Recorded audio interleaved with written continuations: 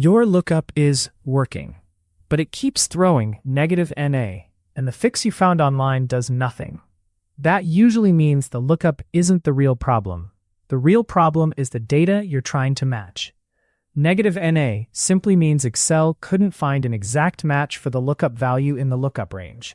And that can happen for surprisingly small reasons. An extra space, a hidden character, a number stored as text, or the wrong match mode. In this walkthrough, you'll learn a reliable way to diagnose the cause in minutes, not hours. We'll start with the fastest checks, then move into the tricky cases like approximate matches, duplicates, and returning from the wrong column. You'll also get clean, safe formulas that handle missing matches without masking real issues. By the end, you'll know exactly why your lookup returns negative NA and how to fix it without guessing. Next step.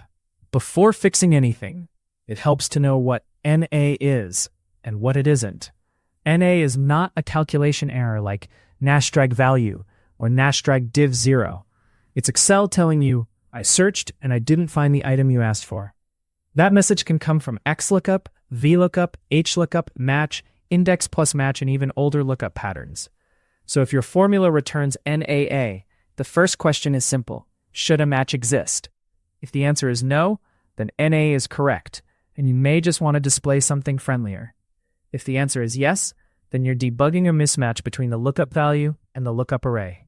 That mismatch can be visible, like the wrong ID, or invisible, like a non-breaking space. The goal is to prove where the mismatch is coming from, one step at a time. Next step. Start with the fastest sanity checks, because they catch a big percentage of #NA cases. First, confirm you're looking up the right value. It sounds obvious, but a single character difference in an ID will break an exact match. Next, confirm the lookup array includes the value. Use a quick find or filter the column and make sure it truly exists. Then check the range itself. If you copied a formula down, the lookup range might be drifting because it isn't locked with $signs. Another common issue is looking in the wrong column. VLOOKUP only searches the leftmost column of its table array. If the key is to the right, VLOOKUP won't find it. Finally, watch for blank lookup values. If the lookup cell is empty, many lookups return -NA, and that's expected. These checks take seconds and they prevent you from over-engineering the fix. Next step.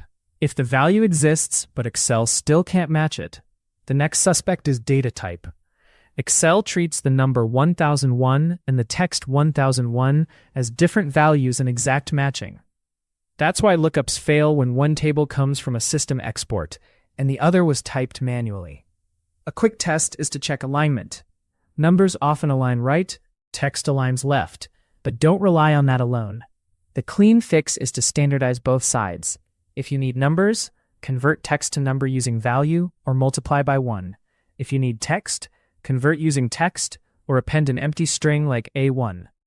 For XLOOKUP, you can even wrap the lookup value and lookup array in the same conversion, so they match consistently. The key is pick one type and make both sides that type. Next step. Now let's talk about invisible characters, because they're a classic reason #NA feels mysterious. A value can look identical, but still contain leading spaces, trailing spaces, or non-printing characters copied from web pages or PDFs. Trim removes extra spaces, but it doesn't remove everything. Clean removes many non-printing characters, but not all. One especially common culprit is the non-breaking space, which trim won't remove. A practical approach is to create a helper version of your key. Use trim, clean, and then substitute to replace char 160 with a normal space. Then trim again. For example, you can clean a key with trim, clean, substitute A1, char 160, YYY. Do the same cleaning on the lookup column and your matches suddenly work. It's not glamorous, but it's often the real fix. Next step. Sometimes the lookup fails because the values are not actually identical. They're formatted to look identical. Dates are the biggest example. One table might store a real Excel date serial number, while another stores a text date like 2026-05-09. They can display the same, but they won't match. The same happens with times, currencies, and IDs with leading zeros. If you look up an account code like 00123, but one side is numeric 123, exact matching will fail. The fix is again standardization. For dates, convert text to real dates using date value or use text to columns to coerce. For leading zeros, decide whether the key should be text, then format and convert both sides to text. When you treat keys as keys, not as pretty formatted values, #NA becomes much easier to eliminate. Next step. Next is a big one. Match mode. Many people switch to approximate match to get rid of #NA, but that can silently return the wrong row. With VLOOKUP, the last argument controls match behavior.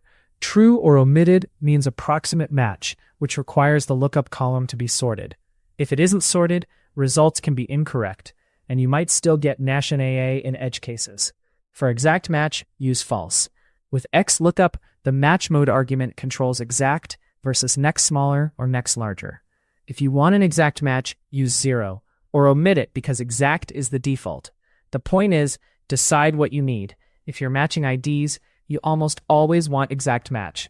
Approximate match is for ranges like tax brackets or grading scales, and only when the lookup array is prepared correctly. Next step. Let's isolate the failure with a simple debugging pattern. Instead of running the full lookup, test whether Excel can find the key at all. Match is perfect for this. Use match lookup value, lookup array, 0. If match returns a number, Excel found the position, and the issue is likely in the return column or the table range. If match returns #NA, the key itself isn't matching, so focus on cleaning, types, and spaces. For XLOOKUP, you can also temporarily return the lookup array itself to confirm you're pointing at the right column.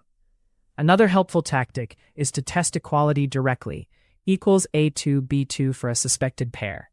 If it says false, you know it's not the same value, even if it looks the same. This approach turns #NA from a mystery into a yes or no investigation. Next step. Another reason lookups don't work is that the return logic is wrong, not the match. With VLOOKUP, the column index number is fragile. If someone inserts a column, the index points to the wrong field, and you may get unexpected results or errors. With index and match, you can accidentally use mismatched ranges, like match searching 1,000 rows, but index returning from 900 rows. That can produce errors or wrong outputs. XLOOKUP reduces this risk because you separately specify the lookup array and return array, and they must be the same size. Still, you can point the return array at the wrong column, or include headers, or start one row off. A good habit is to keep lookup arrays and return arrays aligned. Same starting row, same ending row. And if your data is in an Excel table, structured references make this much harder to break. Next step. Now let's handle duplicates, because duplicates can make you think #NA is the issue when it's really ambiguity. If your lookup key isn't unique, a lookup can return the first match, which might be the wrong one. Then you change the formula, and suddenly you get #NA, because the key you expected isn't actually in the data the way you thought.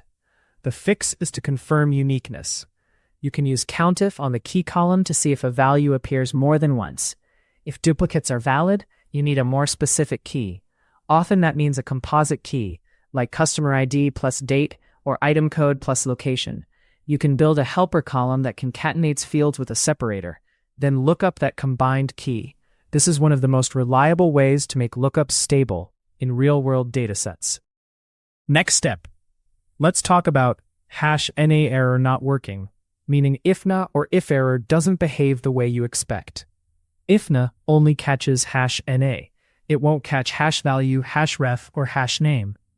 IFERROR catches almost everything, but that can hide real problems, like broken references or wrong ranges.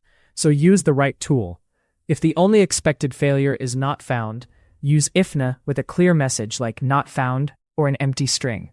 If you must use IFERROR, consider logging the issue somewhere or returning a message that signals a real error.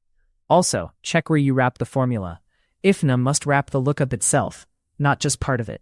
For example, wrap the entire XLOOKUP call.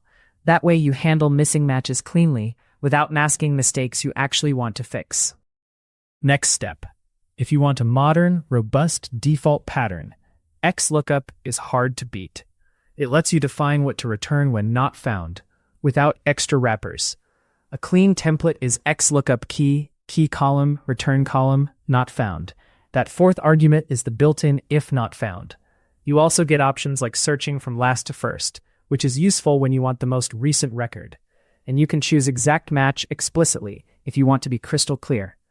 If you're on an older Excel version, index and match is the next best stable option because it doesn't rely on a column index number like VLOOKUP. The bigger idea is consistency. Pick a lookup approach your files support and use a standard template so errors are predictable and easy to troubleshoot. Next step, to prevent -A from coming back, build small guardrails into your workflow. First, keep your lookup keys clean at the source. If you import data, consider a clean key column that standardizes spaces and types. Second, use Excel tables so ranges expand automatically and formulas don't start missing new rows. Third, avoid mixing manual typing with system IDs when possible. Copy IDs directly to prevent subtle differences. Fourth, document the match rule. Is it exact ID matching or a bracket-based approximate match? When that rule is clear, your formulas stay consistent. Finally, when you do show a friendly message instead of -A, make it meaningful. Not found is better than blank when the user needs to take action. These habits reduce both errors and the time you spend debugging them. Next step. Let's wrap it up with a simple checklist you can run every time. 1. Confirm a match should exist. 2. Verify the lookup value and lock your ranges. 3. Test existence with match in exact mode. 4. If it's not found, standardize types, then clean spaces and hidden characters on both sides. 5. Confirm your match mode is correct, especially with VLOOKUP approximate match. 6. If the match is found but the result is wrong, check return range alignment and duplicates. And finally, decide how to handle true not found cases, IFNA, XLOOKUPs if not found, or a clear message. If you follow that flow, NAA stops being frustrating because you always know what to test next. If you want more Excel troubleshooting like this, subscribe and comment with your most common NAA cause. A. Spaces and hidden characters, or B. Numbers stored as text. Subscribe to keep optimizing your workflow and get back more of your time.